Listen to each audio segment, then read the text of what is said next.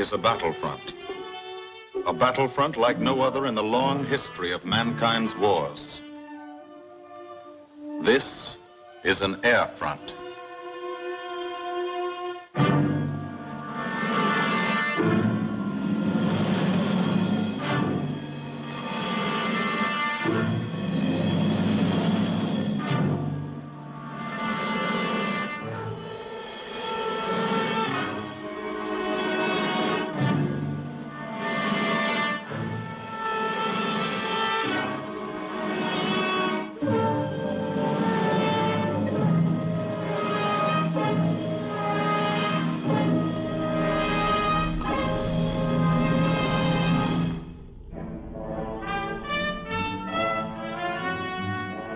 The working day begins, as it will end, with the ground crews, as much a part of the fortress as her wings. If you're a mechanic, you've got your own bomber. You get attached to it. But you know when your ship goes out on a mission, you may never see it again. So you do your work as well as it can be done, perfectly, because you wouldn't want anything to go wrong that would be your fault.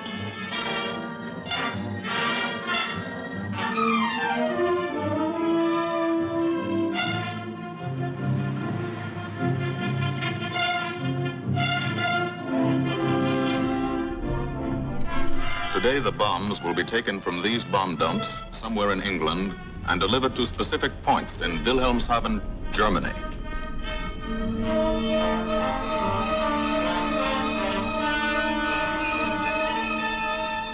To deliver them is the job of the 8th Bomber Command, just a hauling job, yet one of the most difficult and complicated of military operations.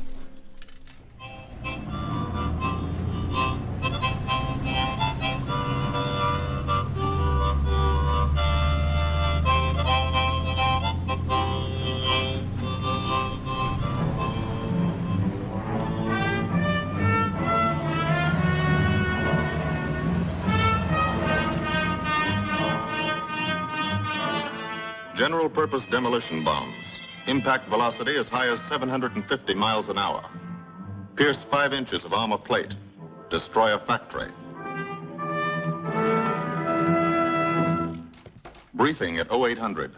Pilots, bombardiers, and navigators take their places. The group commander, Colonel Stanley Ray, steps up to the target map, and for the first time, you learn where you're going. Sometimes your face turns white when you find out. Sometimes the feeling you won't come back tightens your insides.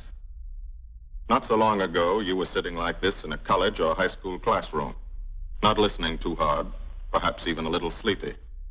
But you listen here. And as you listen, you don't have time to think of yourself. Fear fades. You concentrate on the mission. Type of formation, assembly point, 0 hour, route to target, weather, enemy fighters, enemy flak, route back home. If forced down in enemy territory, destroy equipment. If taken prisoner, give no information. Name, rank, and serial number. That's all.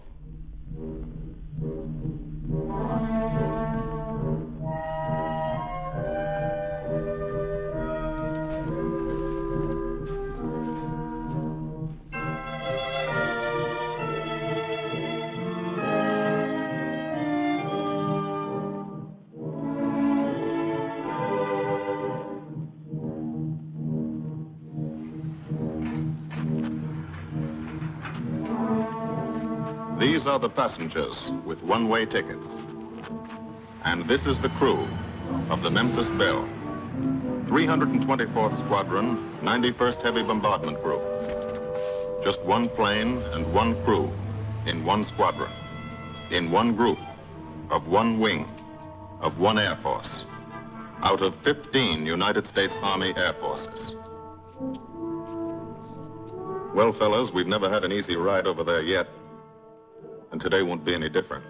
No escort except unfriendly. So keep your eyes peeled. Don't get excited and yell when you're talking on the intercom. Save your ammunition and make your shots count. And let me know what goes on back there, Quinlan. Yes, sir. Stay on the ball, gang, and she'll bring us back like she's always done. Okay? Let's go.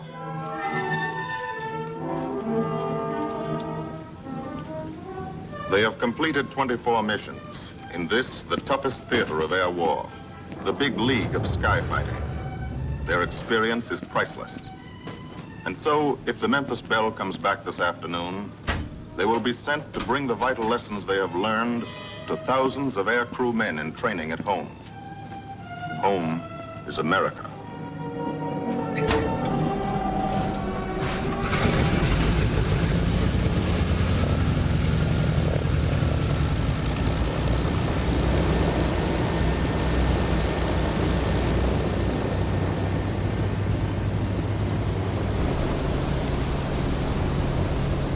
This is a battlefront, like no other in this or any war. No monster armies, no booming cannon. Only the roaring engine sound of the bombers pounding through the quiet English countryside. This is an air front.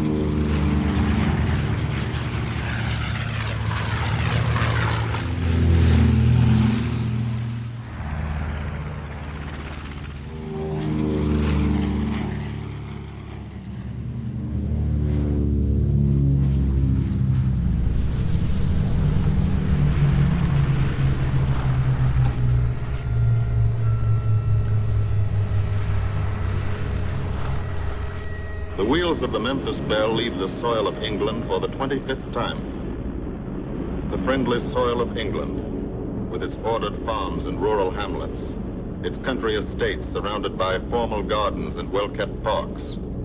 The England these Americans knew only from the classics they had to read in school. The England of the towns and cities, whose people have defended their island's freedom for over 1,000 years. But today, their countryside has changed. Today, their island has been converted into a gigantic bomber field, a super aircraft carrier anchored off the shores of Fortress Europe, with hangars and machine shops, with hundreds of dispersal points, perimeter tracks, and concrete runways. This is England in its 5th year of war.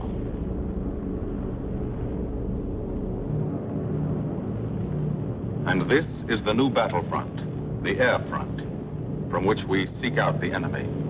Not his infantry or his artillery, not his panzer divisions, but the greater menace, the industrial heart of his nation, the foundation on which the Nazi Empire and its armies stand, the power behind the German lust for conquest. The steel mills and refineries, shipyards and submarine pens, factories and munitions plants, pinpoints on the map of Europe which mean rubber, guns, ball bearings, shells, engines, planes, tanks, targets. Targets to be destroyed. And these are the destroyers, each with a belly full of bombs, and 10 men like the crew of the Memphis Belle. Pilot Captain Robert Morgan, industrial engineer from Asheville, North Carolina. He's flown this ship across the Atlantic. The other pilot, Captain Jim Verinis, business administration student at the University of Connecticut. Radio operator and gunner, Sergeant Bob Hansen, construction worker from Spokane, Washington. Navigator, Captain Chuck Layton, chemistry student at Ohio Wesleyan. Engineer and top turret gunner, Sergeant Harold Locke from Green Bay, Wisconsin. Used to be a stevedore. Besides keeping the Belle in order, he covers the sky above. Tail gunner, Sergeant John Quinlan of Yonkers, New York. Clerked for a carpet company, but he quit December 8th, 1941. Ball turret gunner, Sergeant Cecil Scott. Firstman for a rubber company in Rahway, New Jersey. Pilot to crew, 10,000, put on oxygen. They're climbing higher now, 300 feet a minute. The strain on the planes and on the men is mounting. The rest of the crew, Bombardier Captain Vincent Evans, operated a fleet of trucks in Fort Worth, Texas. Waist gunners, on the right, Sergeant Bill Winchell, chemist for a paint company in Chicago. And on the left, Sergeant Tony Nastal, used to repair washing machines in Detroit when he was a kid. Now he's 19 and has 2 Nazi fighters, confirmed.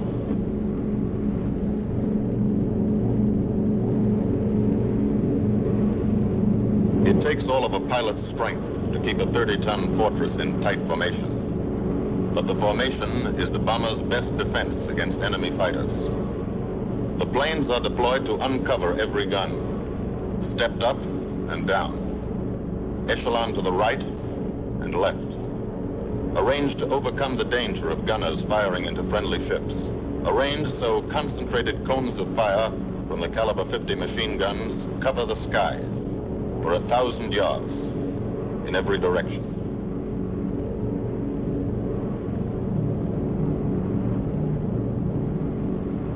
The friendly coast of England slips by below.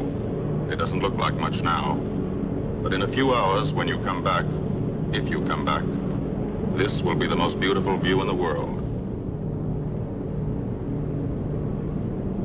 Higher and higher, climbing to reach your best operational altitude, 25,000 feet. 5 miles straight up. So high you can't be seen from the ground with the naked eye. So high that after 1 minute without oxygen, you lose consciousness. After 20 minutes, you're dead.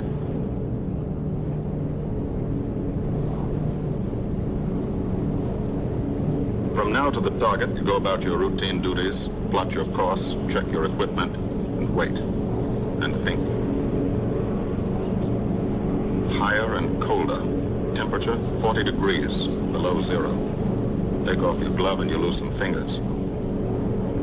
You look out at the strange world beyond. Reflections in plexiglass, like nothing you ever saw before, outside of a dream.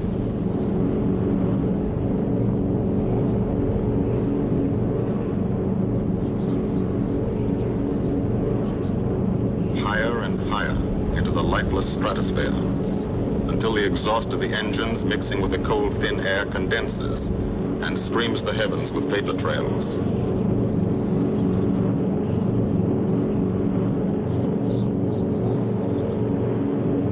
To the men in the ships, they're far from beautiful, for they point like beckoning fingers to the formation, signposts in the sky for the enemy to spot us.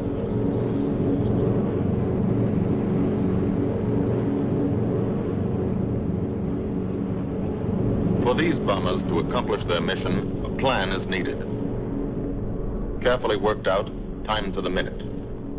The job is to bomb Wilhelmshaven, effectively and economically. The enemy is strong, skillful, determined to stop us. Here are his defenses. Airdromes, well dispersed.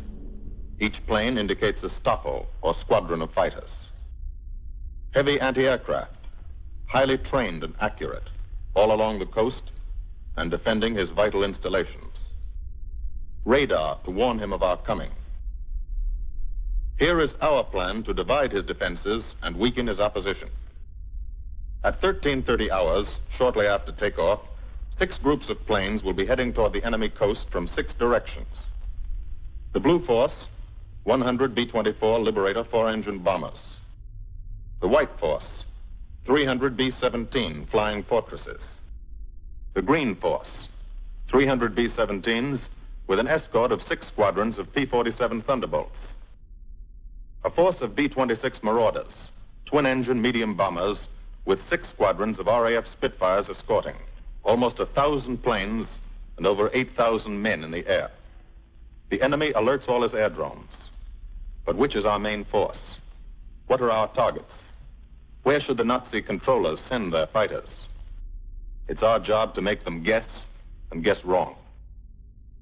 A half hour later, at 1400 hours, the Blue Force will be heading east across the North Sea, with the White Force following. These enemy fighters are tied down, waiting to meet them, and will not be able to attack the Green Force. These fighters must come up to attack the Green Force, and thus will be no threat to the Blue and White Forces. The B-26s and Spitfires will bomb and strafe a key rail junction, diverting these 6 Staffeln and preventing the enemy from concentrating too many fighters on the Green Force, which is scheduled to bomb an aircraft factory at Hanover. At 1430 hours, the Blue Force will threaten this entire coastal area of northwestern Germany. Which target will it be? Flensburg? The Kiel Canal? Or will it turn suddenly and bomb Hamburg, Wegesack, or Emden? Actually, it carries no bombs at all.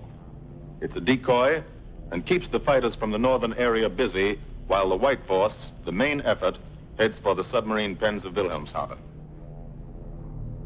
At 1500 hours, while the White Force is over its target, only a fraction of the available German fighter strength of the area can intercept it. Because of the Blue Force diversion and the simultaneous bombing of Hanover by the Green Force. This is the plan of battle for today, drawn up by the Combined Operations Planning Committee and approved by the Commanding General. The White Force, lead group, low squadron.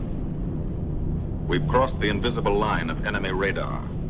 The Hun is expecting us.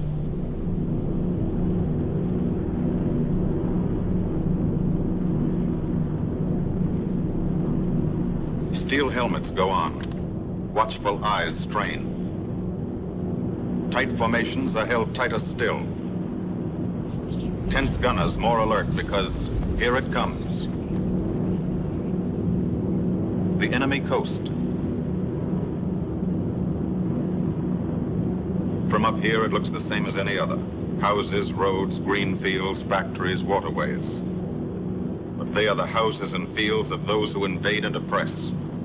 They are the factories and roads of the people who twice in one generation have flooded the world with suffering.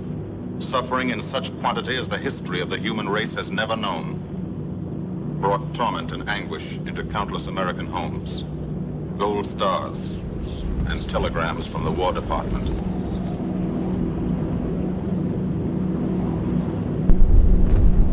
The first flak, just harmless-looking, silent puffs of smoke. Only each puff is a shell exploding, throwing shrapnel around the sky. Exactly the range, accurate flak by radio prediction. 5 miles down, Nazi anti-aircraft batteries have calculated the altitude, speed, and course. Where will the next one hit? You try not to be there.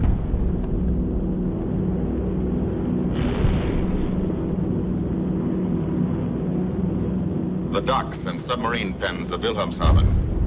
Approach to the target starts. No smoke screen can protect it.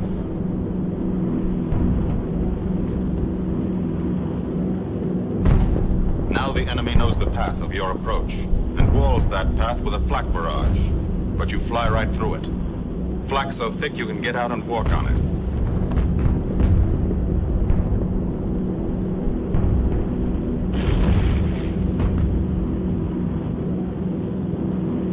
Morgan changes course every 15 seconds. Evasive action to confuse the flak batteries.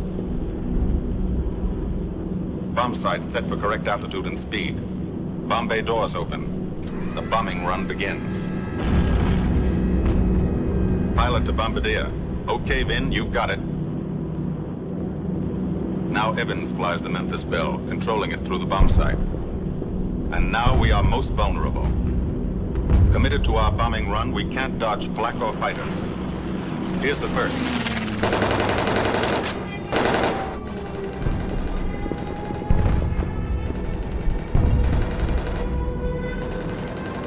Top turret fires at him. Evans must ignore the battle. Crosshairs lined up on target. Adjustments for wind drift made. 2 more fighters diving from 9 o'clock. Flak now has the range too. They've hit this fort, but he keeps on his bombing run.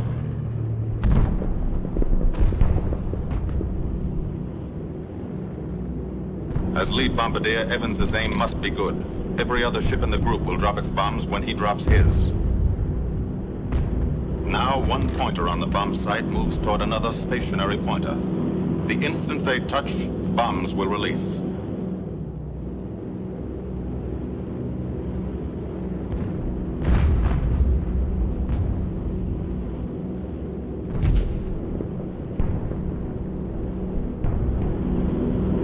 They touch.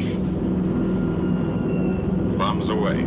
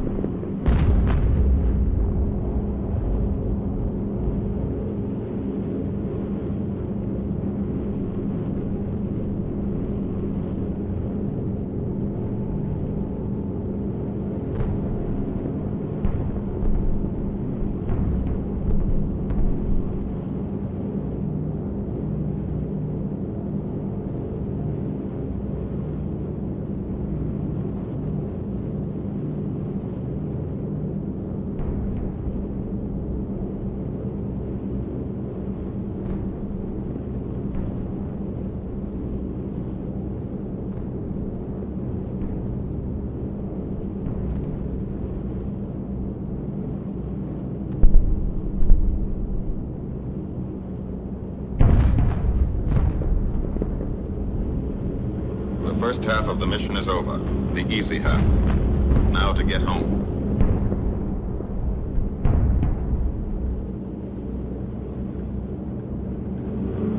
The flak stops. That means fighters out there somewhere. A staffer lurking behind that cloud, or hiding up in the sun where the glare blinds you, and you can't see them, waiting to dive down on you. Fighters at 6 o'clock. This is what a gunner sees. A speck in the sky. That's a fighter. And then a blink. That means he's firing at you. 2,300 rounds a minute.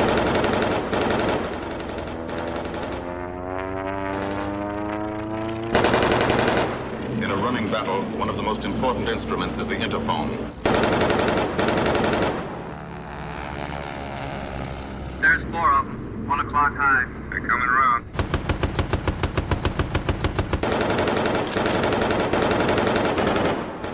Two fighters, 6 o'clock up, coming in, diving at you. B-17 in trouble, around 2 o'clock, watching. There's an engine on fire.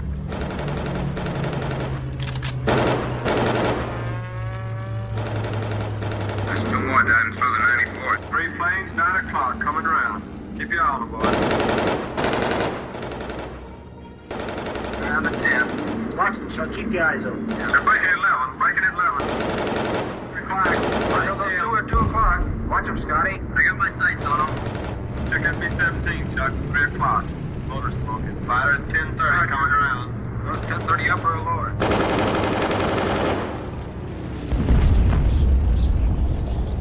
B-17 out of control at 3 o'clock.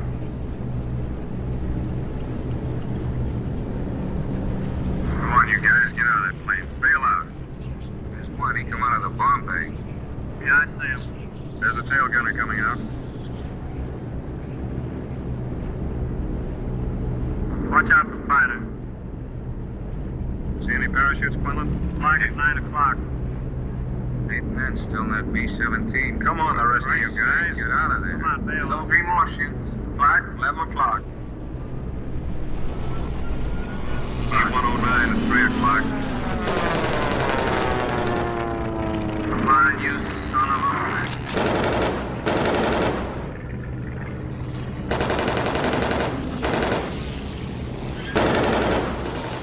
Fighter. He got him, Chief. Look, he's bailing out. Damn it, don't yell on that intercom. fighters, 10 o'clock. Watch those two. They're coming in. They're coming in, Scotty. Get that ball turret on him. Save the ammunition much faster.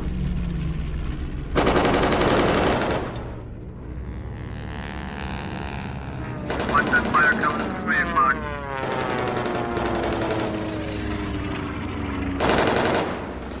He's coming in on a half roll. Pull her up, Chief. Pull her up, hurry.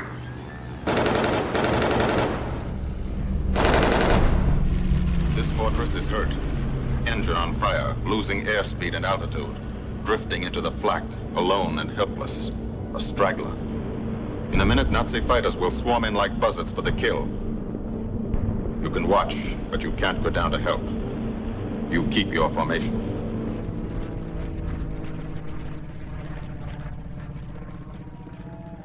Here, too, the mission is being flown.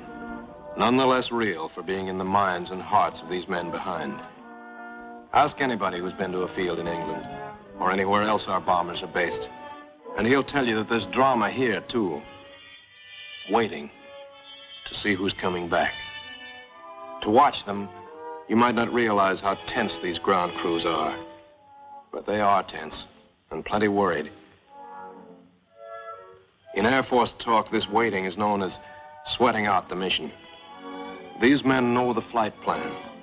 Their watches told them when the bombers were running into enemy flak, when they were over the target, when they left the enemy coast.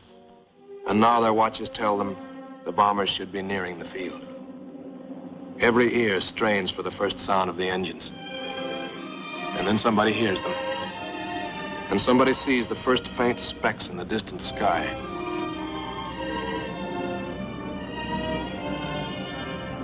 Every face turns to see and count.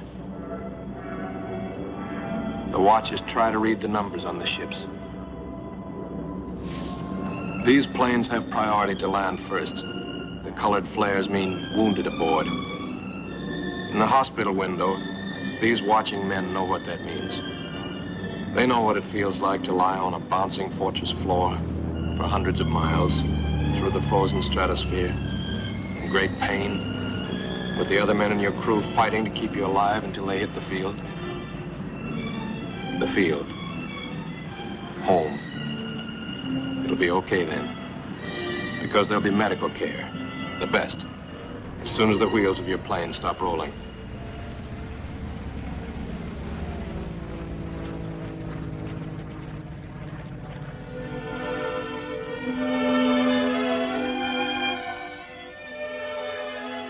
Head wound. Concussion. 20-millimeter cannon shell exploded in his radio compartment. Shock. Internal injuries. He'll be all right, though. Flak burst scattered flying shrapnel. He's full of steel splinters. This pilot's leg is not a pretty sight. Neither are the docks at Wilhelmshaven. These men will all get the Purple Heart. And this man, too, posthumously.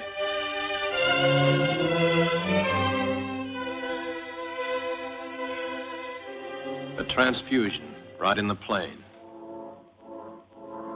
This gunner's too weak to be moved.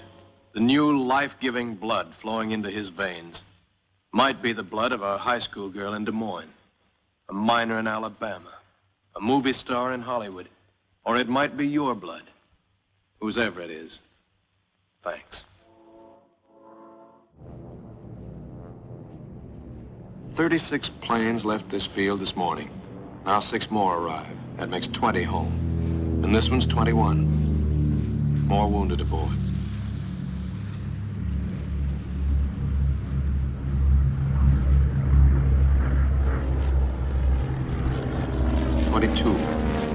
Coming in with his left inboard engine dead.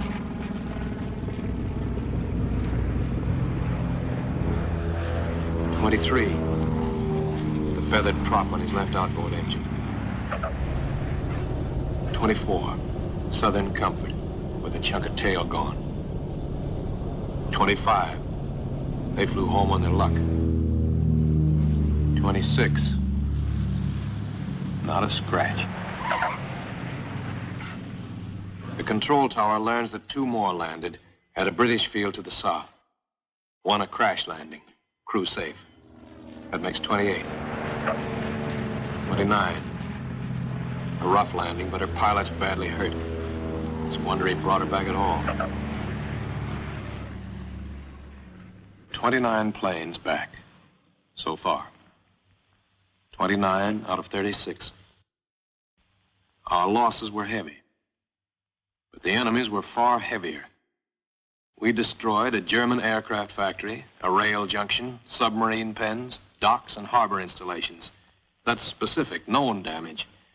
But who can tell the number of German torpedoes that will not be fired, the number of our convoys that will get through now, the soldiers' and seamen's lives that will be saved, or the battles that will be won instead of lost because of what these bombers and airmen did today.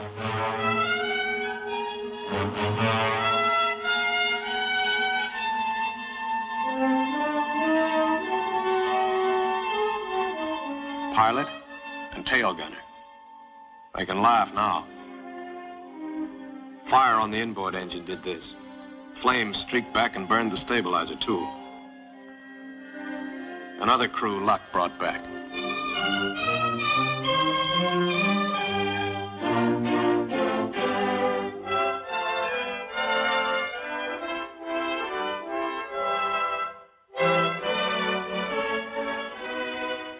Here's old Bill. A pretty good airplane when it took off. Lost its nose, lost its navigator, bombardier wounded, top turret gunner and pilot hit.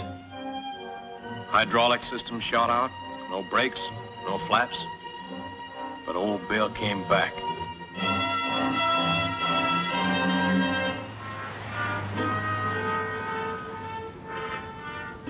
Now, among the returned crew members, talk flows like a river, talking out every detail of the mission. These are the faces of combat, faces of Americans who have watched their comrades die, faces that can never forget the enemy, and they're in no mood to have their picture taken.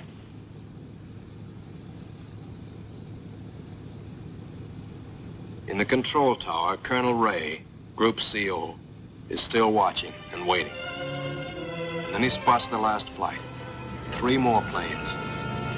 And one of them is the ship everyone has been pulling for. The Memphis Belle. The last few miles of this trip have been a joyride. The strain is over. They can leave their guns now. Now they know they're going to go home. To Spokane, Green Bay, Asheville, Detroit, Chicago, Fort Worth, and Yonkers.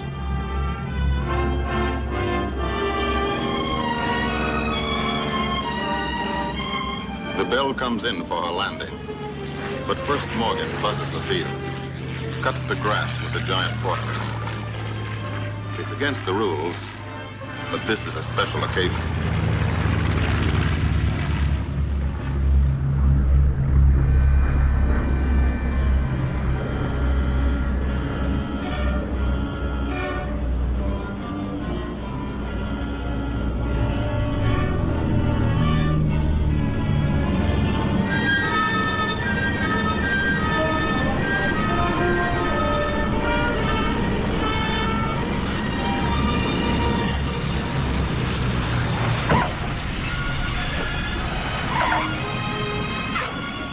Of the Memphis Belle come back to the soil of England for the 25th time.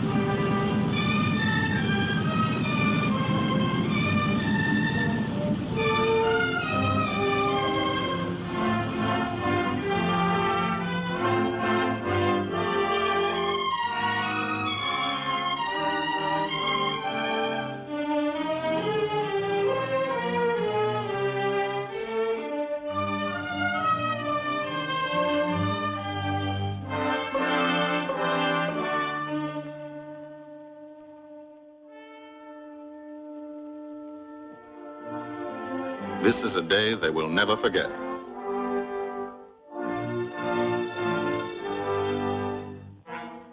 Another great day soon after, Brigadier General Hansel visited the field and presented the Distinguished Flying Cross to every member of the crew.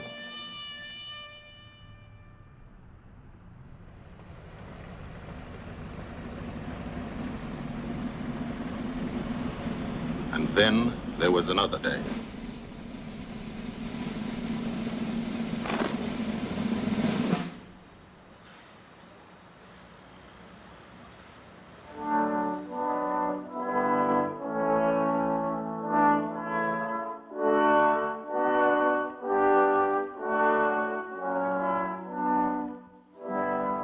Their Majesties, the King and Queen of England.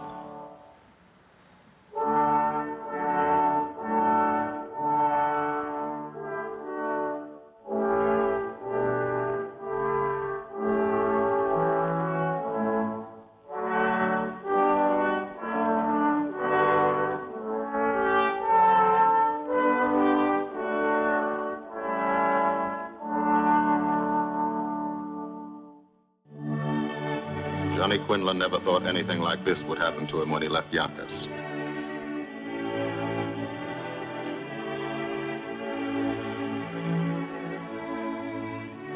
The ground crew were a little self-conscious about being dressed in fatigues, but the Queen thought they were very nice.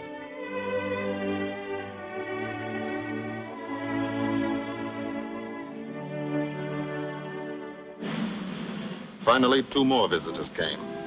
General Acre, commanding the 8th Air Force, and General Devers, U.S. commander of the European Theater. The Belle crew received them in flying clothes, as General Acre read the order for what he called their 26th and most important mission. Return to America to train new crews and to tell the people what we're doing here.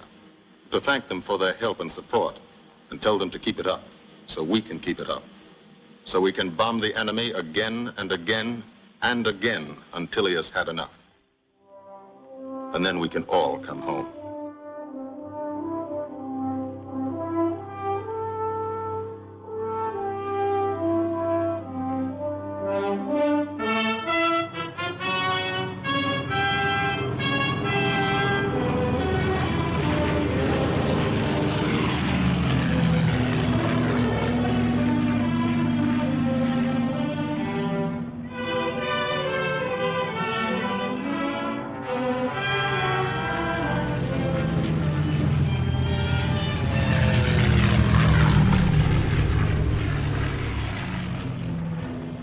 To the men of the 8th Air Force, who are now flying deep into Germany, bringing destruction to targets almost 1,000 miles from their bases. Destruction like this. And who have never once been turned back by the enemy. To those men, this film is gratefully dedicated.